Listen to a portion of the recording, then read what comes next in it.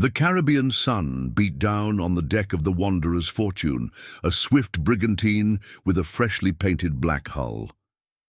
Captain Elias Thorne, a man whose face was a map of old scars and weathered lines, stood at the helm, a spyglass pressed to his eye. He was a man of his word, and his word on the morning he'd bought the Sea Serpent was a promise to himself, a promise to find a vessel as fast and as cunning as he. He had purchased the galleon for a song, a sum so low it should have smelled of treachery. It was a Spanish galleon, a large and imposing ship, but it had a reputation. The whisper was that it was cursed, haunted by the ghost of a woman who had died aboard. Elias, a man of cold pragmatism and a healthy disdain for superstition, dismissed the talk as a brewer's tale. He'd seen enough death to know that the only ghosts on the high seas were memories and regret. He bought the ship in a bustling port in Jamaica, a place of constant noise and fragrant air, thick with the smell of rum and salt. The previous owner, a jittery merchant named Alistair, couldn't get the papers into Elias's hands fast enough. "She's a fine ship, Captain," Alistair had stammered, "but she's got a spirit." Elias merely chuckled, the sound like gravel grinding together. The first few days aboard the Sea Serpent were uneventful. Elias's crew, a motley assortment of seasoned sailors and young hopefuls, worked tirelessly to get her shipshape. It was a clear, moonlit night when Elias decided to explore the captain's cabin, a luxurious space that was strangely untouched by time. The air was cool, heavy with the scent of sea salt and old wood. He found a locked chest in a corner, its iron clasps rusted shut. With a heavy boot, he broke the lock.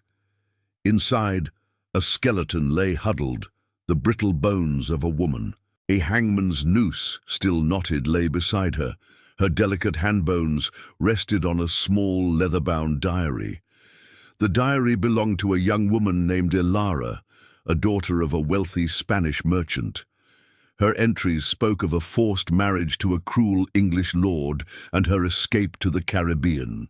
She wrote of her fear, her defiance, and her blossoming love for a young man from the crew, a man who, she believed, had been killed by the Lord's men. Her last entry spoke of her capture and her choice, death rather than a life of servitude. "Her ghost," Elias muttered, staring at the bones. "She sails with me now." The words, meant as a cold joke, resonated in the silent cabin.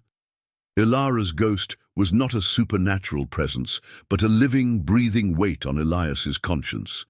He was no man of honor, but something about her story, the injustice, the defiance, the quiet tragedy, stirred something long dormant in him. He knew he had to find the English lord responsible for her death. It wasn't about revenge, it was about laying a ghost to rest, a symbolic act for a soul he now felt he had a duty to protect.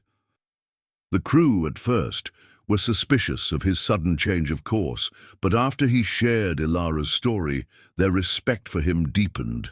The Sea Serpent became more than a ship. It became a mission, a quest not for gold or glory, but for justice.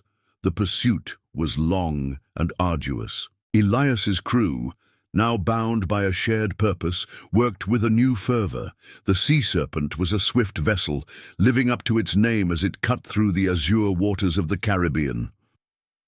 They followed the trail of the English lord, a man named Sterling, through a series of coastal towns and hidden coves, gathering information from taverns and docks. Each clue painted a clearer picture of Sterling, a man of immense cruelty and unchecked ambition, who had used his position to amass a fortune through deceit and violence.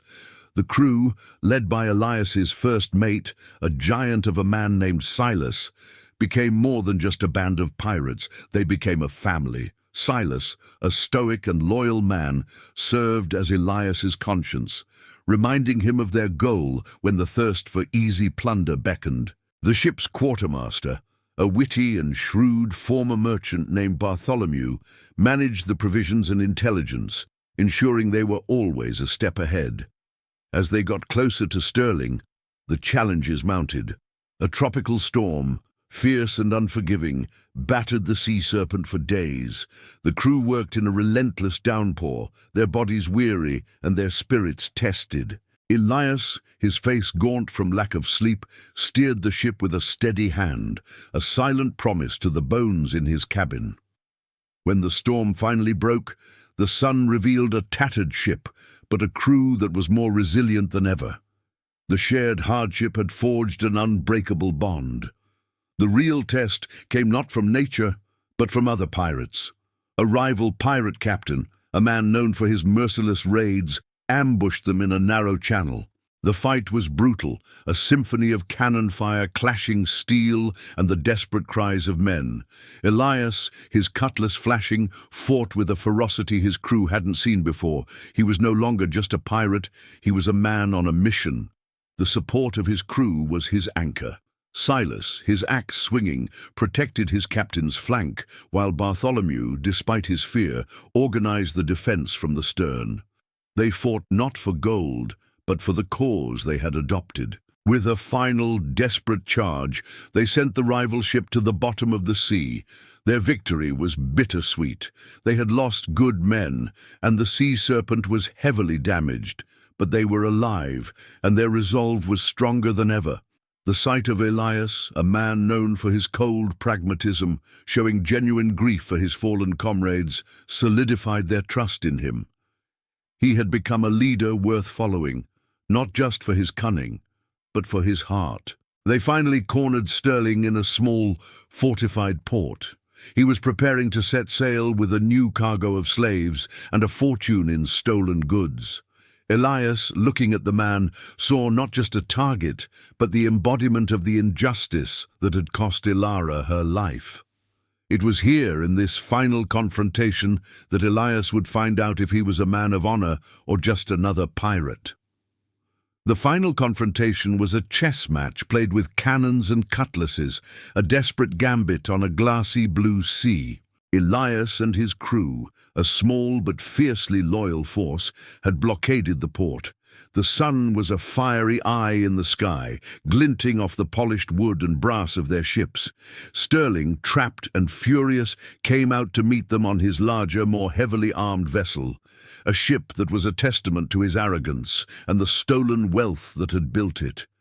The air was thick with tension, the silence broken only by the lapping of waves against the hulls and the anxious cries of gulls. Elias's voice, raw with purpose, carried across the water. "Stirling, I know what you did. We're here for justice." Stirling, a sneer twisting his face, simply laughed, the sound a grating, hollow mockery.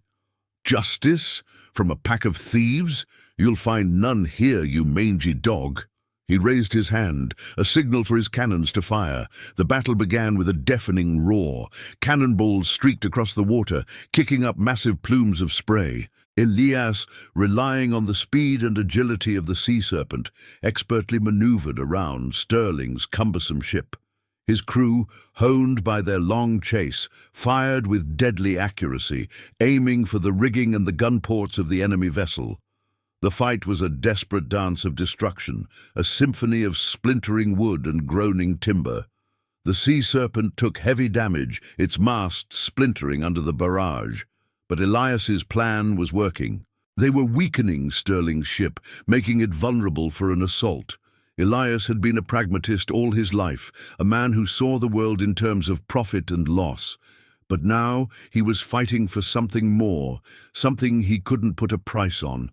He had become a man possessed, his eyes fixed on Stirling's quarterdeck. With a final desperate burst of speed, he brought the sea serpent alongside the enemy ship. The grappling hooks flew, biting deep into the enemy's rails. The boarding was chaotic, a furious clash of steel and will. Elias led the charge, his cutlass flashing like a silver streak, his every move fueled by Ilara's tragic story. He fought with a brutal, focused efficiency, each parry and thrust bringing him closer to his target. Silas, a mountain of a man with an axe in his hand, fought beside him, felling Stirling's guards with each thunderous swing. Bartholomew, A surprising fighter, used his wit and speed to disarm foes, proving that courage wasn't just found in brute strength, but in quick thinking and a brave heart. Elias finally cornered Sterling on the quarterdeck. The lord, a coward at heart, dropped his sword and pleaded for his life. "Mercy, I'll give you a king's ransom," he stammered, his face pale with fear. Elias looked at him, his gaze as cold and unforgiving as the deep sea. "I don't want your gold, Sterling. I want justice," he said, the words a quiet promise to a ghost he now understood. He brought Sterling back to the sea serpent, a prisoner on the ship he had once stolen. Elias had a choice, one that would define him. He could hang the man and become a legend of vengeance, a dark hero of the Caribbean, or he could deliver him to the authorities, knowing that even in these lawless waters, some crimes could not go unpunished. Elias looked at the chest in his cabin, at Ilara's brittle bones. He knew what she would have wanted. Not a quick death for her tormentor, but an end to the cycle of cruelty that had taken her life. She deserved more than just a footnote in a pirate's tale of revenge. She deserved to be remembered, and for her tormentor to be held accountable. They sailed to the nearest British port and turned Sterling over to the authorities, along with Ilara's diary as irrefutable proof of his crimes. The law was slow and often corrupt, but the evidence was undeniable. Sterling would face trial for his crimes, a public spectacle that would expose his cruelty to the world and finally give Ilara the justice she had been denied in life. Back on the sea serpent, with a fresh coat of paint and a new set of sails, Elias stood on the deck. He looked at the vast, open sea, a profound sense of peace settling over him. He had found justice for Ilara, a ghost he had never met, and in doing so, he had found something he hadn't even known he was looking for: redemption. He took the bones from the chest and with a final, silent farewell, committed them to the sea. They sank into the azure depths, and in that moment he felt a weight lift from his own soul. Her ghost was finally laid to rest. Elias had not become a man of law, but he was no longer a man without a purpose. He would continue to sail the seas, not for plunder, but for a different kind of prize, a chance to right a few of the many wrongs that plagued the world. He had a new code now, a new mission, and the unwavering loyalty of his crew, who saw in him not just a captain, but a man who stood for something more than himself. The sun set on the horizon, casting a golden glow on the waves. The sea serpent, a symbol of both tragedy and hope, sailed into the fading light. Elias smiled, a genuine, rare smile, as he looked out at the sea. He had found his destiny, and it was a woman he would never know, but whose spirit would forever sail with him. Thank you for watching. If you enjoyed this story, be sure to subscribe to our channel for more tales of adventure and romance on the high seas.